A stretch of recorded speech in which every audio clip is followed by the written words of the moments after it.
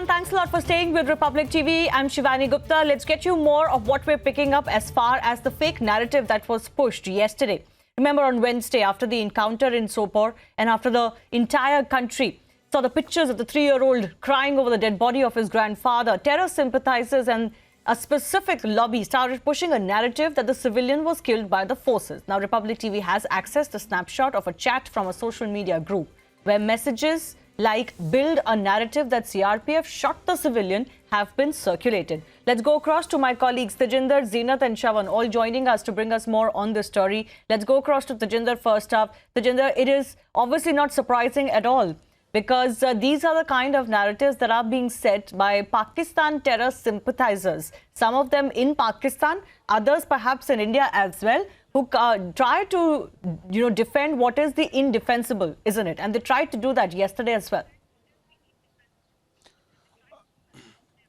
Shivani, if you remember that on August 5, 2019, when Article 370 and 35A were revoked, there was a propaganda machinery that was set into motion by Pakistan. Even the Pakistani Prime Minister and Pakistani President came on record to tell people to circulate fake videos, fake messages using social media so as to show that there is unrest in Kashmir Valley. And see the chain. This chain is being followed. What happened yesterday when the terrorists, they killed a 70-year-old man whose grandson was with him, a 3-year-old grandson. He was killed by the terrorist, but the terrorist and the Pakistani sympathizers, those handlers based in Pakistan, they also saw an opportunity in that and they started circulating this fake news. Even several media outlets here in India also went to the extent they broke all the... And I think what is quite visible is how properly planned this is, which is not a surprise, of course. Here on Republic TV, we've been busting these narratives for quite some time. Shravan is also tracking more of what this chat group snapshot really shows, Shravan. Can you tell us more of what you've been able to pick up as far as, what this chat group exactly is, where does it emanate, who are the members, and what were they trying to really do yesterday? Well, Shivani, this is a well-concerted effort, clearly once again backed by Pakistan's ISI, given the fact that what we have seen is that here is Pakistan's ISIs who've been completely frustrated. And as Tejinder was essentially pointing out, that they really haven't been able to carry out any such attack that would largely be successful in their terms.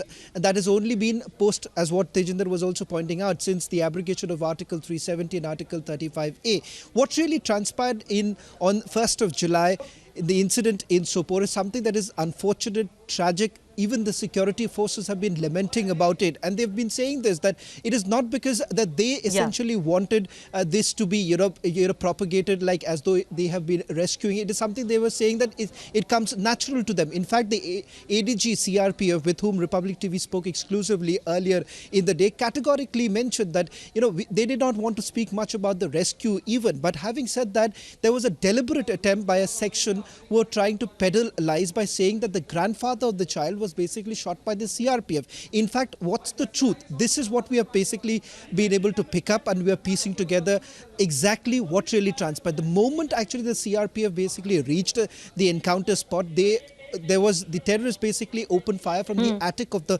mosque.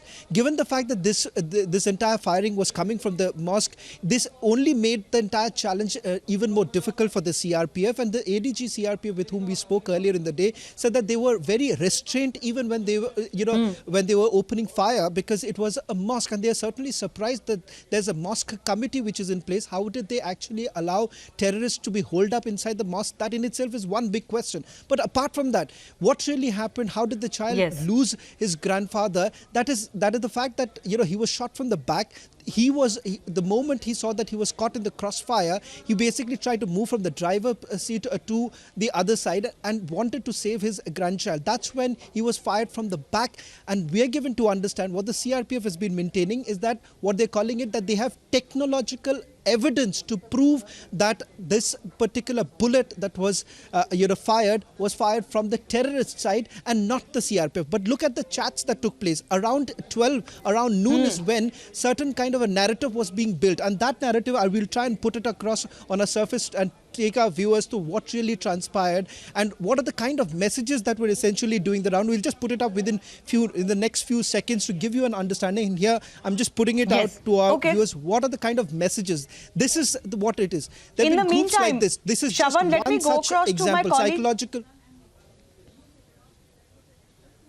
Go ahead, Shravan. Shivani, if I can continue. Yeah, so this is just one example of the groups that were created or the kind of subsequent messages that were essentially doing the round. And look at the message here. Build a narrative that the CRPF shot them.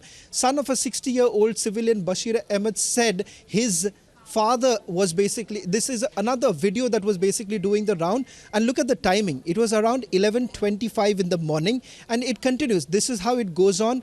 This is just one example of the propaganda that was doing the round around noon. Apart from this, we're being told that there were certain videos. These videos have also been monitored by the intelligence agencies and they're categorically saying one thing, that there have been doctored videos that were basically passing off as an incident that took place in Sopore when these were not incidents of Sopore itself. Now, those videos we are not putting it out right now because this is part of the entire propaganda machinery. But clearly, this is one example of what really transpired. Once again, an attempt that was being made by a certain section to, pin the blame on the CRPF. Yes.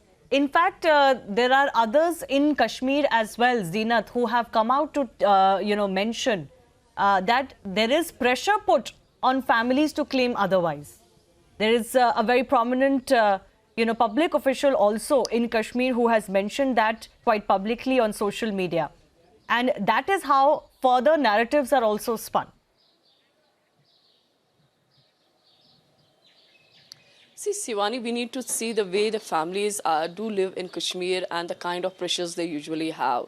Although yesterday when the incident was reported somewhere around 7:45, and when the dead body was handed over to family members in Sopore somewhere around 11 a.m. and when the child was reunited with the family, that time also family said that they have received multiple calls from different organizations, terror organizations, telling them that this is not the handiwork of them, but it was CRPF behind the killing. In fact, there had been many statements that had come from the different terror outfits claiming that they are being blamed for the killing that was not done by them. But we have been seeing the way their press conferences were held yesterday by IG Kashmir, or for that matter ADG CRPF, openly saying that they too are aware the family and they know the pain of family, what the family is going through. If CRPF would have killed this civilian, then why did they rescue this 3-year boy who was just lying there? Because otherwise he would have been targeted by the militants and he too would have died had the CRPF first who were on ground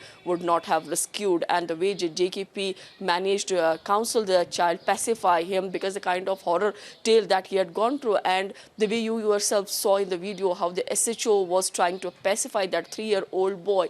There have been a lot of narratives that have been going on in Kashmir since the abrogation of Article 370. We saw the way that they tried to use social media, although the internet services were completely banned. That was also the reason, because whenever there are rumors, they circulate that like wildfire. So most of the time we see that authorities prefer snapping internet services. But as IG Kashmir Vijay Kumar yesterday pointed out, the only reason for not snapping internet in Sopore yesterday was to see the response of the rumor mongers and how far the rumors will go.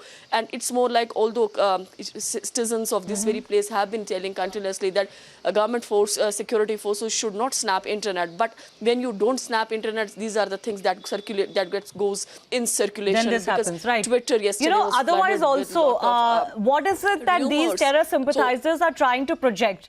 That there were no militants, that militants hadn't taken refuge in a mosque to fire at the CRPF and the forces, that none of it happened?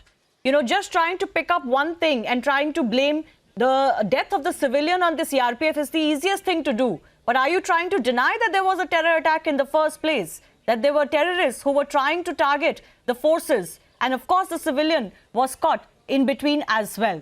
We'll leave it at that. Zeenat, Tejinder and Shravan, thanks a lot for joining us. Let's also listen in to what Jammu and Kashmir ADG also told the media earlier today.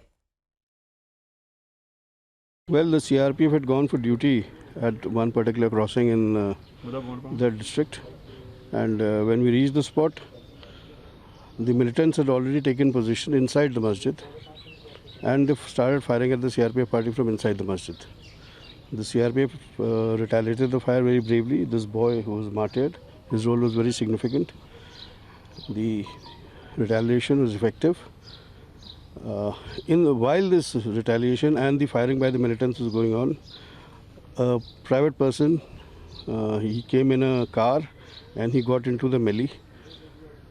Unfortunately, when he was getting down, and I think we are still to reconstruct properly, but we assume that when he was trying to take the child out of the car, he was shot on the back by the militant bullet from the masjid. All of us have gone to the spot and seen the angle of fire.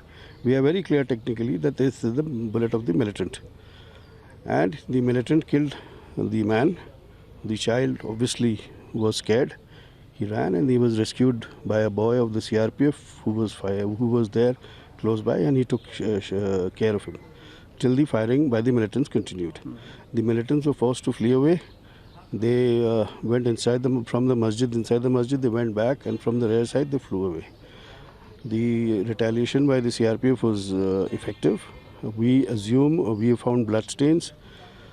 Inside the mosque, we find more than 60 MTs plus 2 magazines. So this shows that the militants had taken position well in time, and they were waiting in the masjid for the CRPF party to arrive. I find this use of the mosque for such activities highly reprehensible. I think so far, we, as from all the forces, we have the highest respect for all religions. We do not ever enter into a religious place knowing the sentiments of the citizens of the place. However, this use, and it's a repeated use, not for the first time they've done it, I think I would appeal to the masjid committees of this valley, as well as to the citizens, that at least we should secure our religious places, not allow them to be hijacked by militancy. What about the civilians? Number of questions have been raised since yesterday that how that old aged person have been killed on spot. See, it was a very unfortunate incident because he managed to. The firing by the militants started, and obviously that road is a busy road, and he got caught in the firing by the militants, and he was killed by the bullet of the militants.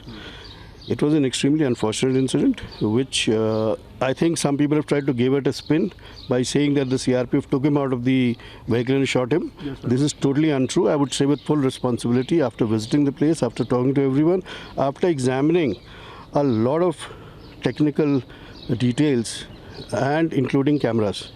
So we are very confident of what has happened. I would request the people who are spreading these carnage, they should blame the militant. That militants are hiding in mosques and trying to, in their great eagerness to kill security forces, they don't care about whether a child is there or an elderly person is there, they just fire. The man, I would say in unequal terms, the man, the unfortunate civilian who died, has been killed by the militants firing from a mosque. And there is no question of the CRPF being involved in this. In fact, the CRPF was restrained, knowing that the mosque, they are firing from the mosque. So even the firing by the CRPF was restrained so that we do not cause any damage to the mosque. There's one last question. JK Police, CRPF, other security agents are working with each other for the safety of the people. As you know, the day after tomorrow, the yatra will be also started. So what's the arrangements? Because this year, due to the COVID, I know that it's not the huge kind of a yatra, but as per the process, from 5th July, something activities are going on. See, all the security forces, whether it's the Jammu and Kashmir Police or the Indian Army or the CRPF or other paramilitary forces, we are all working in perfect synergy. And I'm sure if we are still, waiting for details about the yatra, as and when the details come, we are all prepared. We'll be making all due arrangements, and we'll make sure that whatever form of yatra is held would be done peacefully.